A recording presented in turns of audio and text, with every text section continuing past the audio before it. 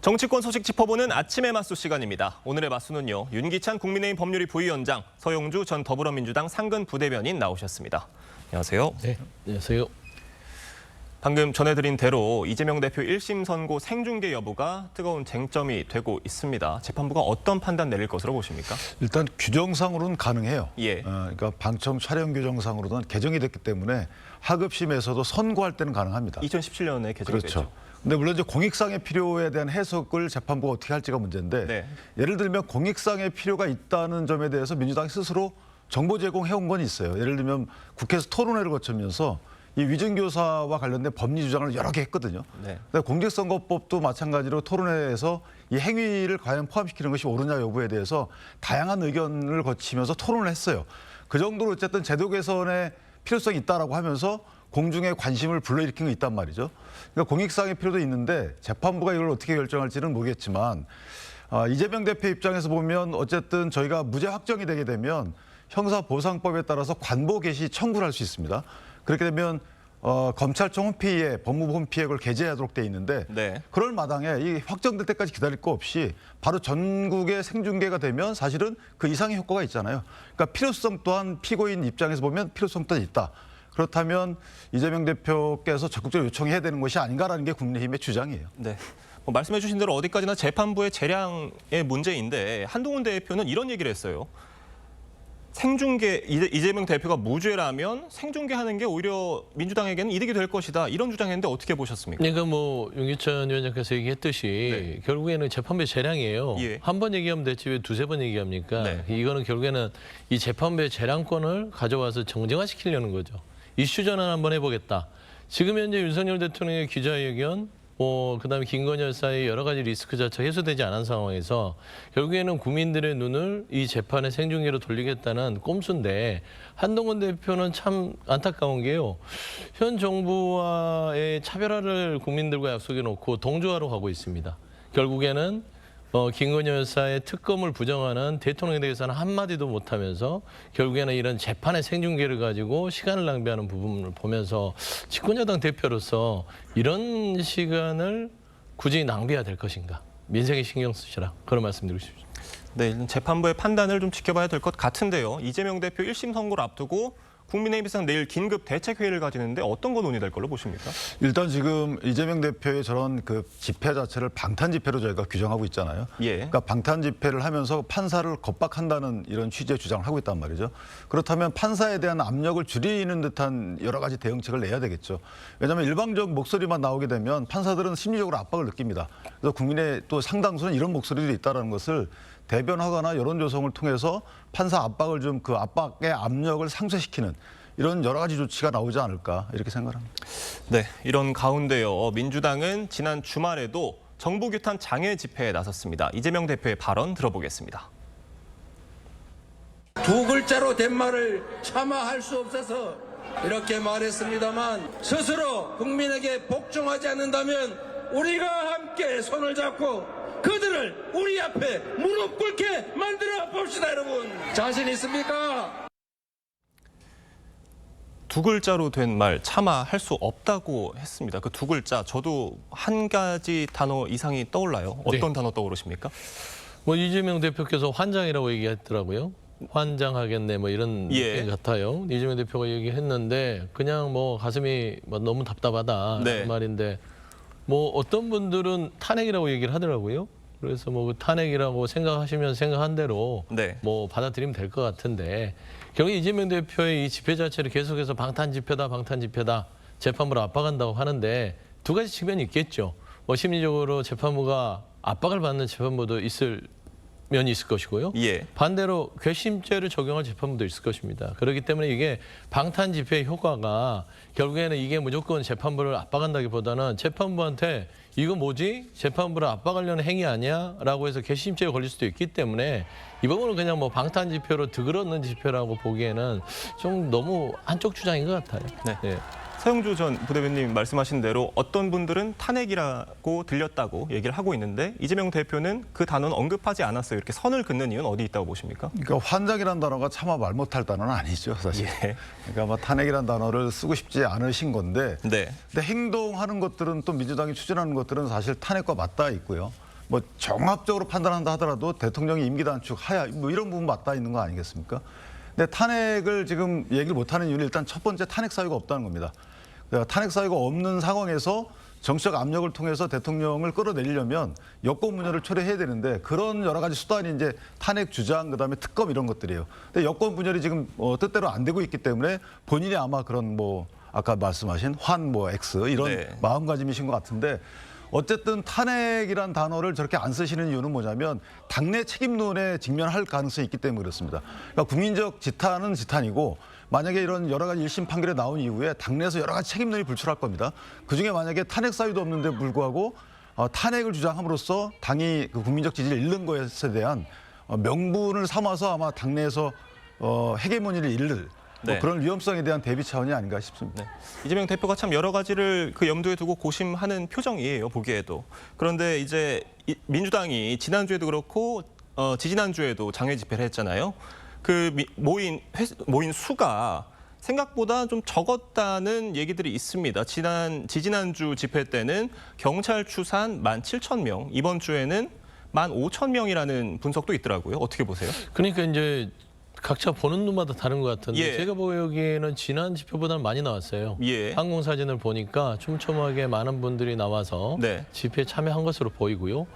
저는 그렇습니다. 지금 현재 이거를 국민의힘도 그렇고 정부 측도 그렇고 어느 다른 뭐 보수 측에서는 수가 적게 나왔어. 수가 적게 나왔으니까 별일 아니야라고 하는 자체가 너무 문제인식이 아니라는 것 같아요.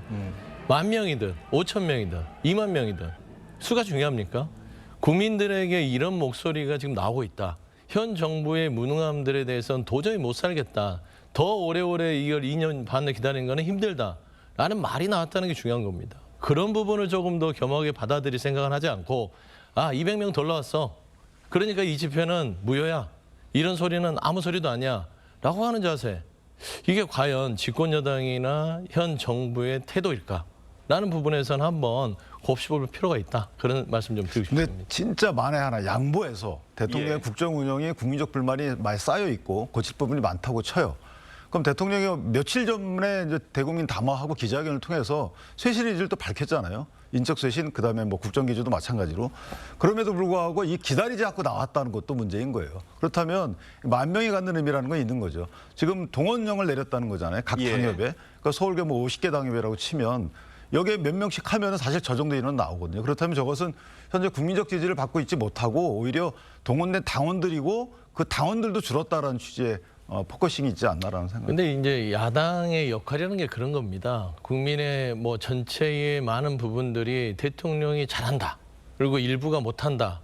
라고 했다면 나가서 여기 짱 놓는구나 하겠지만 우리가 이 국정의 각종 수치들을 보면 국민의 대다수 많은 분들이 국정을 못한다라고 하고 있어요.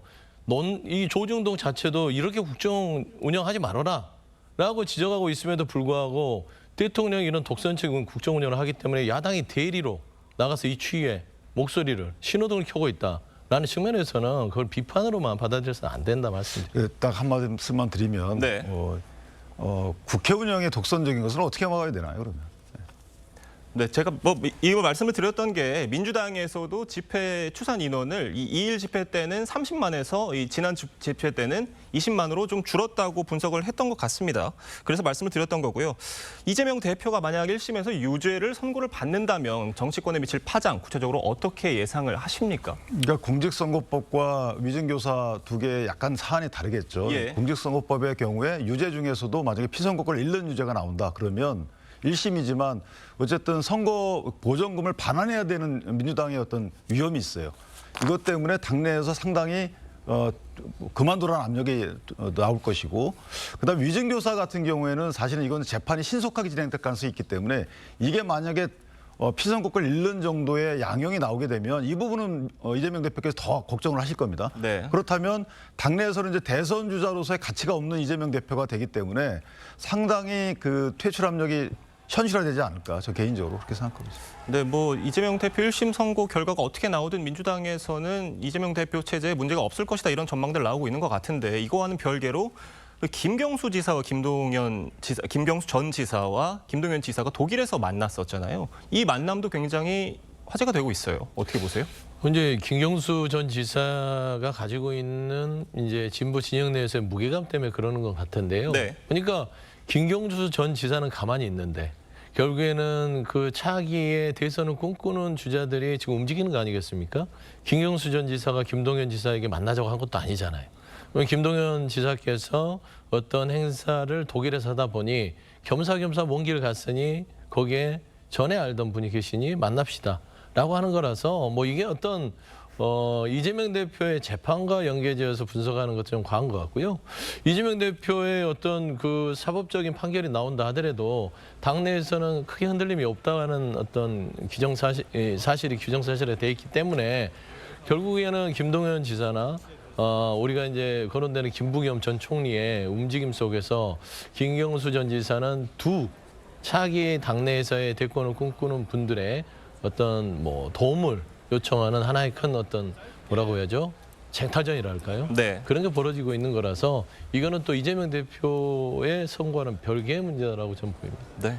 하여튼 이재명 대표 1심 선고를 앞두고 여야의 여론전이 계속되고 있습니다. 재판부도 부담을 느낄 수밖에 없을 것 같고요. 계속해서 다음 이야기도 해보겠습니다. 윤석열 대통령이 임기 절반을 마무리하고 후반기 국정 운영을 시작을 했습니다. 이 지난주 대국민 담화에서 쇄신을 약속했던 윤 대통령 발언 들어보겠습니다. 임기 반환점을 맞는 시점에서 제가 적절한 시기에 인사를 통한 쇄신의 면모를 보여드리기 위해서 벌써부터 어떤 인재 풀에 대한 물색과 또 검증과 이런 것에 들어가 있다는 말씀은 드리겠습니다. 변화와 또 쇄신과 또 더 유능한 모습 이런 것들을 좀 국민들께 보여드리고 잘 좀 해야 되겠다는 생각이 들고요. 윤석열 대통령 임기 반환점이 어제 11월 10일이었습니다. 그 윤석열 대통령이 국정 담화에서 얘기했던 것처럼 인적 쇄신이 뭐 단계적으로 있을 수 있다 이런 보도를 나오고 있고요. 규모가 어느 정도 있을 거라고 예상을 하십니까? 규모는 아마 좀 순차적으로 있을 가능성이 크죠. 네. 그러니까 예산 정국 때문에 이제 경제부처 관련돼서는 사실은 바로 또 바꾸기 어렵고요. 네. 뭐 차관 인사는 있을 수 있어도 그다음에 이제 외교안보 같은 경우에는 트럼프 정부가 출범하는 1월 달까지 또 가지 않을까라는 예상도 있고 하기 때문에 예. 또 여야의정 협의체 때문에 그 해당 부처는 조금 더 앞당겨질 수 있다 뭐 이런 소리도 있고요. 그러니까 개인적으로 보면 순차적으로 거기에 쉽게 맞게끔 할 텐데 장관과 차관을 분리한 인사가 있지 않을까라는 생각이 들고 네. 그렇게 시점은 멀지 않지 않을까라고 예상을 합니다. 네. 뭐 지금 나가고 있는 윤석열 정부 개각 검토 대상들 이렇게 거론이 되고 있는 건데 이 강훈 전 비서관이 한국관광공사 사장 지원을 했다가 자진 철회를 했어요. 이걸 두고 인사 쇄신의 신호탄이다 이렇게 분석을 하시는 분들도 있더라고요. 그러니까요. 참 국민들을 우습게 보는 거죠. 강훈 전 비서관이 뭐라고 인적 쇄신의 신호탄입니까? 그러니까 이제 인적 쇄신이라는 거는 한동훈 대표도 다시 곱씹어야 될 부분들은 김건희 여사를 중심으로 한 어떤 여러 가지 대통령실에 한 8명, 9명 되는 사람들이 네. 국정에 대해서 본인의 본분을 망각하고 여러 가지의 전횡을 휘두르고 있다. 그런 거를 파악해서 인적 쇄신을 하라고 했던 것이고요. 강훈 전 비서관 같은 경우는 여러 가지 뭐 그들 중에 하나라고 하지만 관광공사 사장을 갈 만한 자격이 안 되는 사람을 공사 사장으로 주는 것들은 낙하산 아니냐라는 것이고 갑자기 철회 이사를 받겠다는 것은 용산에서 뭐 어떤 신호를 좋지 않겠습니까? 그렇기 때문에 본인이 희생해서 뭔가 인적 쇄신에 뭐 어떤 희생하는 모습을 보여주겠다 하지만 저 정도 가지고 인적 쇄신이라고요? 국민들이 웃지요. 다만 이런 말씀 드리고 싶어요. 개각과 인적 쇄신은 완전 다른 문제입니다.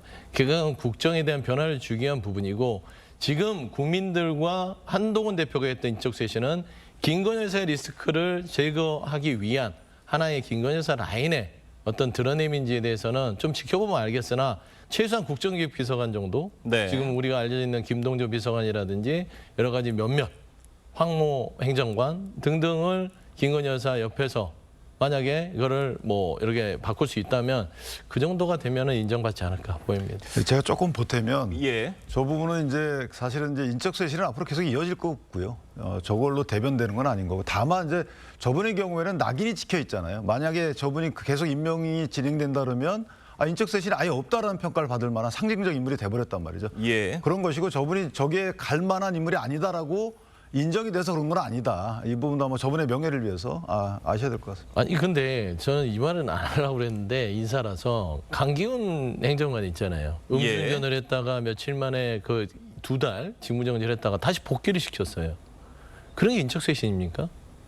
저는 그런 부분에 있어서는 과연 대통령실이 국민 눈높이에 맞는 쇄신하고 있는지에 대해서는 의문이다. 좀 말씀드립니다. 그거 지켜보셔야 될 것 같고요. 복귀시킨 게 아니고 복귀가 된 거예요. 정지 2, 3개월 해놓고 나서 정지 기간이 풀리면 복귀가 잘 되는 거고 좀 지켜보시면. 네. 네, 뭐 강훈 전 비서관에 대해서는 한동훈 대표가 대통령실이 요구했던 그 교체 대상 중 한 명으로 알려져 있었고 그래서 그 교체에 대해서 이제 인적 쇄신의 어떤 신호탄이다 이런 해석들이 나오고 있는 것 같습니다. 이런 가운데요. 공천 개입 의혹의 핵심 인물이죠. 명태균 씨가 이틀에 걸쳐서 검찰 조사를 받았습니다. 명태균 씨 목소리 직접 들어보겠습니다. 대선 기간 때 쓴 휴대전화에 윤 대통령 녹취 없었습니까? 그거 잘 기억이 안 나요. 제가 그거 뭐 지금 벌써 시간이 얼마나 지났는데. 계좌 추적해서 제가 단돈 1원이라도 받은 게 나왔습니까? 그거야 본인이 예. 지금 신용 불량증 때문에 아 이거 말도 안 되는 소리 좀 그만 좀 하세요. 다 그래서 현금으로 다 받아놓고 왜 지금 와서 계좌 추적을 하다고 말씀하십니까?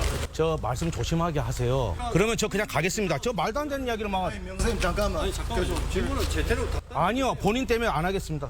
당신이네. 당신이 거짓 뉴스 보냈구나. 당신 내가 여사하고 사진 찍은 거 있다고 얘기했지.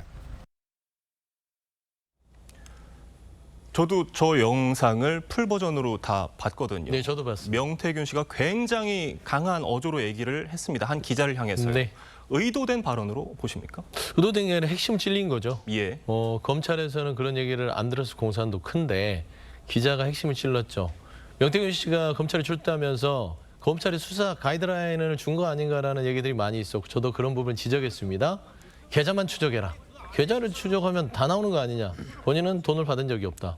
근데 명태균 씨 우리가 알다시피 현금으로 받았잖아요. 그리고 신용 상태가 좋지 않습니다. 계좌를 쓸 수 없죠. 그럼 본인 명의의 계좌가 사용이 됐겠습니까? 아주 당연한 소리를 기자가 묻는데 화를 낸다는 건 들켰다.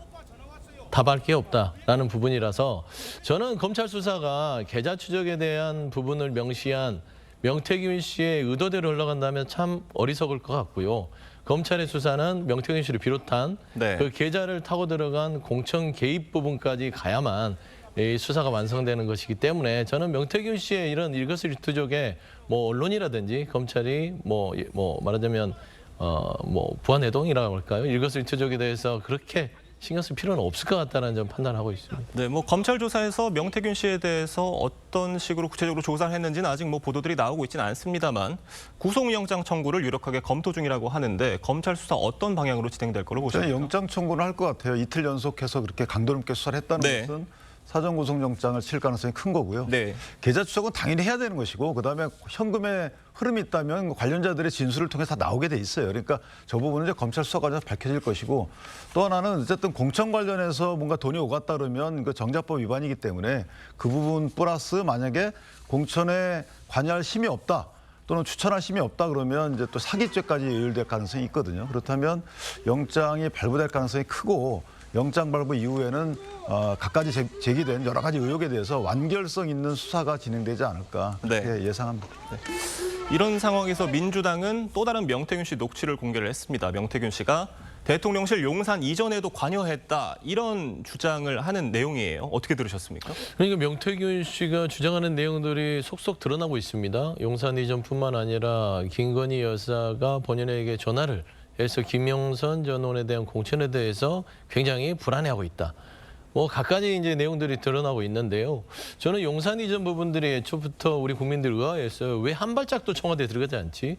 대부분 청와대를 들어갔다가 거기에서 어떤 여러 가지 구체적인 계획을 세워서 옮기는 게 통상 우리가 일 처리하는 방식인데 절대 못 들어가. 라는 당시에 일을 회고하자면 명태균 씨의 녹취 내용이 그렇게 또 아예 개연성이 없지는 않구나. 라는 생각이 들어서 뭐 조사가 필요하다면 조사를 할 부분이라고 생각합니다. 그 역대 대통령들도 다 공약 사항이었고요. 예. 일단 한번 들어가면 못 나오기 때문에 서둘러서 진행한 것에 대해서는 오히려 박수칠 부분이 없지 않아 있어요. 그렇기 때문에 그걸 이루지 못한 분이 만약에 이룬 분에 대해서 만약에 비판한다 그러면 맞지 않다고 봅니다. 네, 대통령실 이전에 대해서는 말씀 주신 대로 대통령들 역대 공약 사항이기도 했고요.